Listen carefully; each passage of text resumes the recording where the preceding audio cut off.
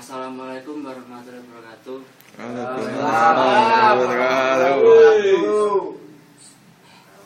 Saya sama teman-teman saya akan menjelaskan tentang cyber law, cybercrime, dan undang-undang ITE.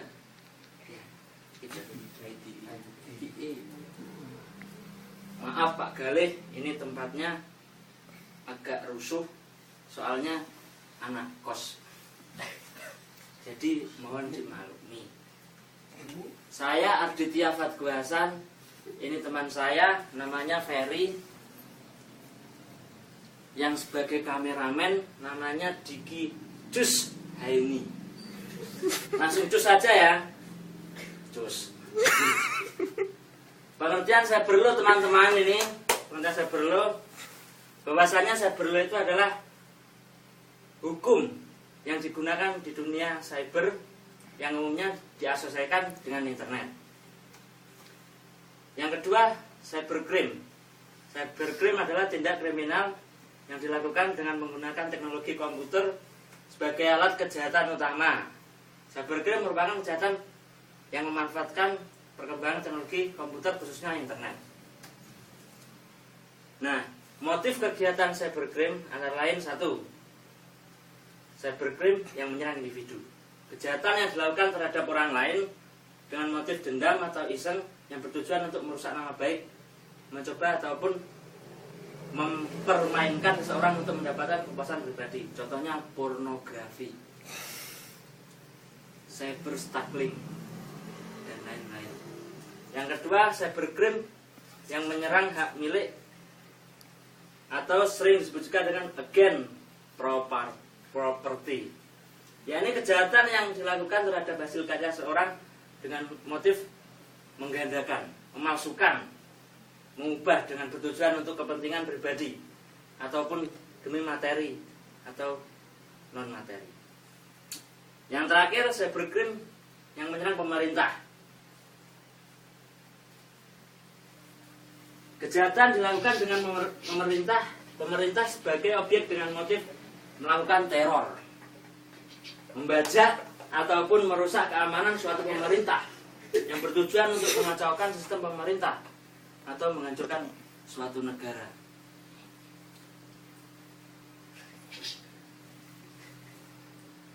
Jenis-jenis cybercrime akan dijelaskan dengan saudara Diki. Pause. Langsung aja, Langsung gak bisa dipause. Ya, baik, saya akan melanjutkan tentang jenis-jenis cybercrime. Tahu nggak? Tahu tidak jenisnya? Tidak raketo Berdasarkan jenisnya yaitu carding. Carding itu adalah berganda menggunakan nomor dan identitas kartu kredit orang lain yang diperoleh secara ilegal, biasanya dengan mencuri data di internet. Sebutan pelaku adalah carder. Sebutan lain untuk kejahatan jenis adalah cyber fraud alias penipu di dunia maya. Yang kedua adalah hacking. Hacking adalah penerobos program komputer milik orang atau pihak lain. Hacker adalah orang yang penggemar ngoprek komputer, memiliki keahlian membuat dan membaca program tertentu dan terobsesi mengamati keamanan atau security-nya. Yang ketiga adalah tracking. Tracking adalah hacking untuk tujuan jahat. Sebutan untuk tracker adalah hacker bertopi hitam atau black hat hacker. Berbeda dengan carder yang hanya mengintip kartu kredit, tracker mengintip simpanan pada nasabah di berbagai bank atau pusat data sensitif lainnya untuk keuntungan diri sendiri. Meski sama-sama menerobos keamanan komputer orang lain, hacker lebih fokus pada prosesnya, sedangkan tracker lebih fokus untuk menikmati hasilnya. Yang keempat adalah defacing. Defacing adalah kegiatan mengubah halaman situs atau web pihak lain, seperti yang terjadi pada situs Menkominfo dan Partai Golkar, DI baru-baru ini, dan situs KPU dalam pemilu 2024 yang lalu. tindakan device ada yang semata-mata iseng untuk unjuk kebolehan, pamer kemampuan membuat program, tapi ada yang juga yang jahat untuk mencuri data dan dijual pada pihak lain. Yang kelima adalah phishing. Phishing adalah kejahatan memancing pemakai komputer di internet atau user agar memberikan informasi data diri pemakaian atau user dan kata sandinya atau password pada satu web dan di device. Yang keenam adalah spamming. Spamming adalah pengiriman berita atau iklan lewat surat elektronik atau email yang tak dimiliki. Spam sering disebut juga bulk email atau junk email alias sampah. Contoh ini ialah kasus tentang penggelapan uang. Karena kejahatan ini termasuk penggelapan uang pada bank dan dengan menggunakan komputer sebagai alat melakukan kejahatan sesuai dengan undang-undang yang ada di Indonesia. Maka orang tersebut diancam dengan pasal 362 KUP atau pasal 38 KUP tergantung dari unsur perbuatan yang dilakukannya. Bunyi pasal 36 KUP adalah barang siapa yang dengan sengaja mengambil barang yang sepenuhnya atau sebagian milik orang lain dengan melawan hukum, maka dihukum sebagai pencurian dengan ancaman pidana paling lama 5 tahun atau didenda paling banyak 900 juta.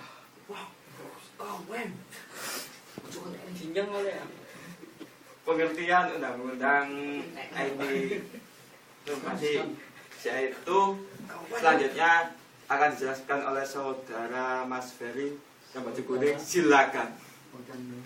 Saudara Mas Ferry. Golkar ya? Kuning-kuning. Pengertian undang-undang IT. Undang-undang IT adalah ketentuan yang berlaku untuk setiap orang yang melakukan perbuatan hukum sebagaimana diatur dalam undang-undang ini, baik yang berada di wilayah hukum Indonesia maupun di luar wilayah hukum Indonesia.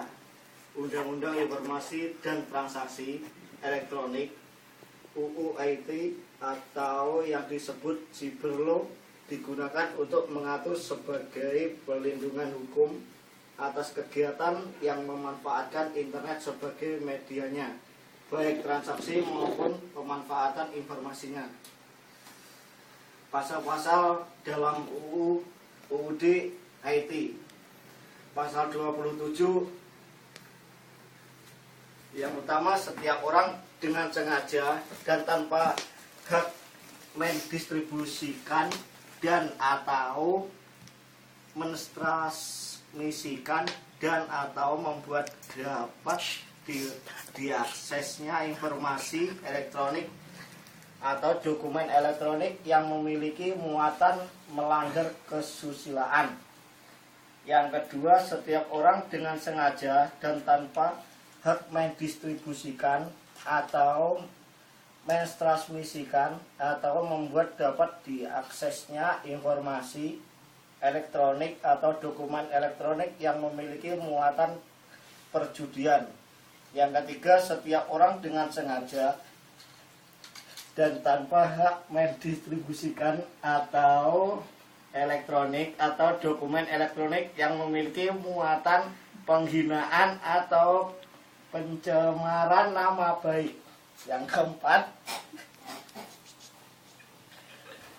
setiap orang dengan sengaja dan tanpa hak mendistribusikan atau mentransmisikan atau membuat dapat diaksesnya informasi elektronik atau dokumen elektronik yang memiliki muatan pemerasan atau pengancaman.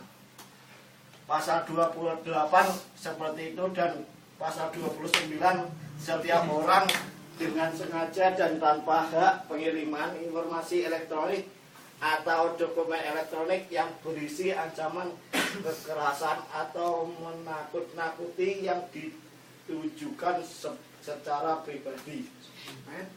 Pasal 30 seperti ini, bisa dibaca di slide sendiri ya.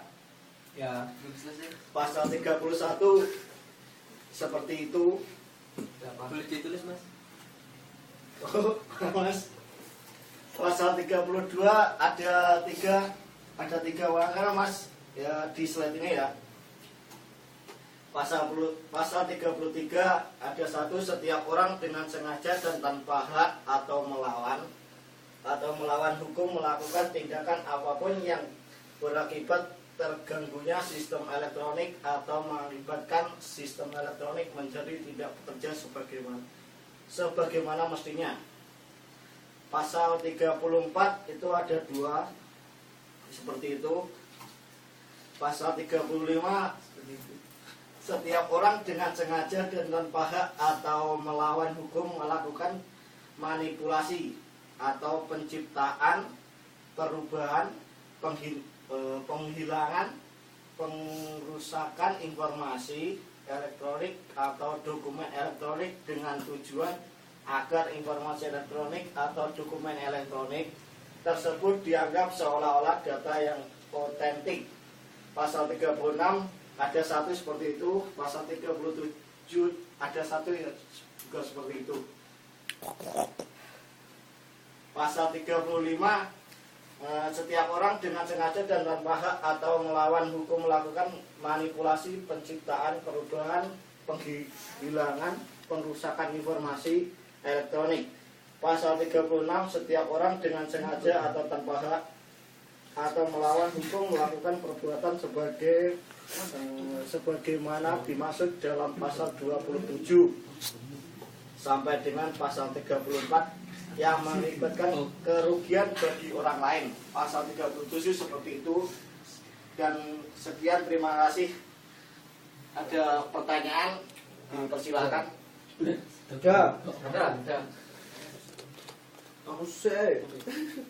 Yaudah, gitu aja Mas. Kalau nggak ada, loh, Ada ya. Mas mau tanya mas, gini apa? Cyber sendiri itu artinya apa ya mas? Itu kayak dunia maya itu loh Mas. Oh. Di dunia maya lah. Seperti dunia maya. Seperti dunia maya, internet, cyber itu. Di dunia maya, internet dan lain-lain. Saya. Ya silakan Mas. Pasal 27. Buka pasal 27.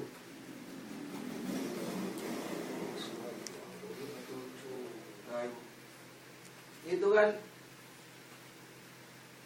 udah 27. udah. Kan itu kan apa namanya menghinain orang lewat kan tentang lewat internet ya. Seperti halnya kan lewat Facebook atau Twitter. Kok yang seperti Twitternya Farhad Abbas kok tidak dihukum? Kan menghina kan sering. Ya aja, Be. Jalan. Udah. Karena ini Jalan.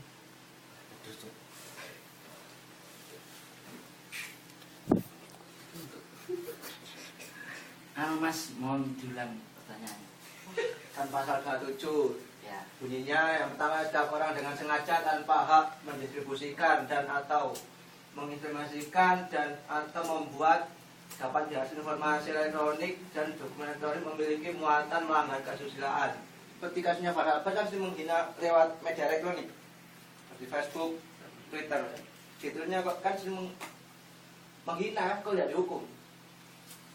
Masalah Farhad Abbas sendiri kan sebagai pengacara, jadi punya landasan hukum yang kuat, Dilindungi hukum berarti ya. jadi kalau menurut saya Farhad Abbas itu dia itu salah, Ya. tapi pembelanya itu kuat. Dia mempunyai landasan dasar hukum yang kuat. Jadi orang yang menyalahkan Farhad Abbas itu kayak semacam kalah. Terus pembelanya itu siapa? Bagaimana salah itu dibenarkan dan benar itu disalahkan? Nah, itu yang jelek pemerintahan Indonesia itu yaitu yang salah dibenarkan, yang benar disalahkan. Nggak adil tadi ya. Berarti hapus Berarti aja itu undang-undang ITE Hukum ini pasal 27 itu. aslinya kurang tegas. Oh, Jadi yang banyak perlu uang. ditegaskan. Oh. Nah, untuk menegaskannya kita harus bersama-sama memegang kuat hukum atau pasal yang sudah ditetapkan oleh pemerintah, bukannya diabaikan. Seperti itu Mas. Karena sudah pasal itu ditetapkan ya Mas ya. Ya. Kenapa masih bebas itu orang-orang yang menghina melalui internet? Oh, masalah hina menghina, kalau urusan teman, masa teman sendiri dimasukkan ke dalam sel? Apa yang nggak kasihan? Karena hukum itu lembah hitam tepat. Nah, itu Yang menghina Jokowi kok di anak pejabat sate kok dihukum? yang menghina Jokowi. Iya. Siapa yang menghina Jokowi? Ada kan masuk Iya. media. Ada. Nggak pernah lihat TV Mas. Nggak pernah TV nih ya. Punya TV Yang punya TV. Nggak punya TV. Nggak punya TV. Hmm. Mungkin itu penjelasan dari kami. Selebihnya ada yang bisa menambahkan dari kalian teman-teman? Nggak ada ya? Ada. Tahu itu. Gimana Mas Edi? Mau tanya lagi aja, tanya lagi. Banyak pertanyaan ini Mas. Iya, masih banyak pertanyaan ini. Iya, iya, Pak. Silakan. Waktu masih lama. Kalau umpamanya data saya hilang di dalam email, Ya. kan? Umpamanya dihack itu masuk dalam undang-undang pasal berapa, Mas? Dihack. Ya,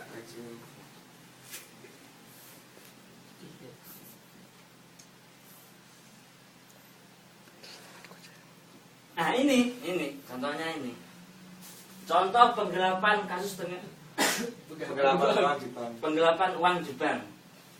Kalau kasus ini kan halah. Kalau kasus ini kan uang. Kalau kasusnya Mas berupa file. Nah, sama-sama mencuri kan?